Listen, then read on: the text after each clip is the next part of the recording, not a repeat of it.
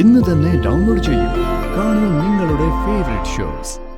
എന്റെ മാണിക്കുഞ്ഞെ, ഓഫീസ് കാര്യങ്ങളൊക്കെ മാറ്റിവെച്ച് നവീൻ കല്യാണത്തിൽ ശ്രദ്ധിച്ചു തുടങ്ങി. അപ്പോ താൻ ഓഫീസ് ഇങ്ങോട്ട് എടുത്തോണ്ട് വന്നോ? ആര് പറഞ്ഞമ്മേ? ദാ നോക്കിയേ, ഞാൻ കല്യാണത്തിന്റെ ചടങ്ങുകളും അതിനുശേഷമുള്ള പരിപാടികളൊക്കെ കൃത്യമായ കാര്യങ്ങളൊക്കെ നോട്ട് ചെയ്തോണ്ടിരിക്കുക. ആഹാ, കൊള്ളാലോ.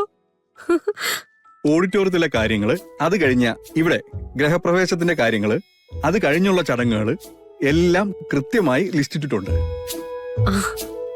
ദേ, കുടുംബക്കാര് ഒരുങ്ങി ഇറങ്ങിയാൽ മാത്രം മതി, ബാക്കി എല്ലാം ഈ മാണിക്കുഞ്ഞേറ്റും.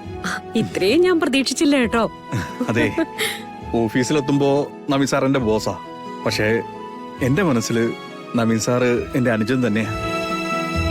സാറിന്റെ കല്യാണം ഗംഭീരമായി നടത്താൻ പറ്റിയില്ലെങ്കിൽ ഞാൻ പിന്നെ സാറിന്റെ അസിസ്റ്റന്റ് ആണെന്നും പറഞ്ഞ് നടക്കുന്നത് എന്തിനാണമ്മേ? കാര്യങ്ങൾക്കൊന്നും പ്രശ്നമൊന്നുമില്ല. എന്നാലും അവന്റെ കാര്യം ആയതുകൊണ്ട് എന്റെ മനസ്സിന് വല്ലാത്തൊരു ടെൻഷൻ. കല്യാണം കഴിഞ്ഞാലേ ഒരു സമാധാനാവൂ. എല്ലാം കഴിയുമ്പോ പൊന്നുപോലൊരു മരുമോളെ അല്ലേ അമ്മയ്ക്ക് കിട്ടാൻ പോകുന്നത്? ഗാഥ മാഡം ഈ കുടുംബത്തിന്റെ ഭാഗ്യാണമ്മേ. ഉദയേട്ടാ, എന്നാലും ഉദയേട്ടൻ കണ്ടതുപോലെ അങ്ങനെ ഒരു പെണ്ണിനെ കണ്ടുവെന്ന് എനിക്ക് തോന്നിയതെന്താ? ആണോ? ഞാൻ എന്തെങ്കിലും പറഞ്ഞ അത് ഉച്ചക്കിറക്ക്. നീ പറയുമ്പോ സത്യം. എന്റെ നിർമ്മലെ, ഇവിടെ എന്തോ ഒരു മായാജാലം നടന്നിട്ടുണ്ട്, അത് ഉറപ്പാണ്. അങ്ങനെ ഒരുത്തിയുണ്ടോ? ഗാഥയെ പോലെ വേറൊരുത്തി? ഒന്ന് നിർത്തുന്നുണ്ടോ? ഇത് കണ്ടുപിടിക്കാനാണോ രണ്ടും കൂടി ഗാന്ധയുടെ വീട്ടിലേക്ക് പോയത്? ആഭരണങ്ങൾ അണിഞ്ഞ് പുടവ കൊടുക്കുമ്പോ അവൾ ആ നിമിഷം പിടഞ്ഞു വീഴൂന്നല്ലേ പറഞ്ഞത്? അത് കാണാനല്ലേ കൊതിയോടെ രണ്ടാളും കൂടി എഴുന്നള്ളിയത്? എന്നിട്ട് ഒന്നും സംഭവിക്കാതെ തിരിച്ചു വന്നു. ഇപ്പതാ പുതിയൊരു കഥ. ഗാന്ധിയെ പോലെ വേറൊരുത്തി. ഭ്രാന്താണ് രണ്ടുപേർക്കും. മോളെ, ഒരു പക്ഷേ സാധ്യത ഉണ്ടെന്നല്ലാതെ ആ തിരുമേനി തീർത്തൊന്നും പറഞ്ഞില്ലല്ലോ. ഇനി താലികെട്ട് കഴിയട്ടെ, അവള് നവീന്റെ വധുവാവട്ടെ.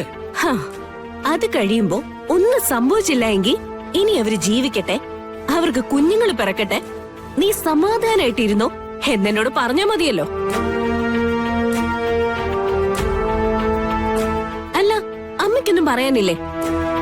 അല്ലെങ്കിൽ ഒരു കാര്യം ചെയ്യമ്മേ, ഗാന്ധിയെ പോലെ വേറൊരുത്തിയെ കൂടി കണ്ടുപിടിക്ക്, നവീനെ പോലെ വേറെ ആരെങ്കിലും കൂടി കണ്ടുപിടിക്ക്. എന്നിട്ട് രണ്ട് വിവാഹം കൂടി ഒന്നിച്ചങ്ങ് നടത്ത്. മനക്കോട്ട കെട്ടിക്കെട്ടി വട്ടായി രണ്ടെണ്ണത്തിനും. നവീന്റെ താലി കഴുത്തിൽ വീണ ആ നിമിഷം അവള് ചാവണം.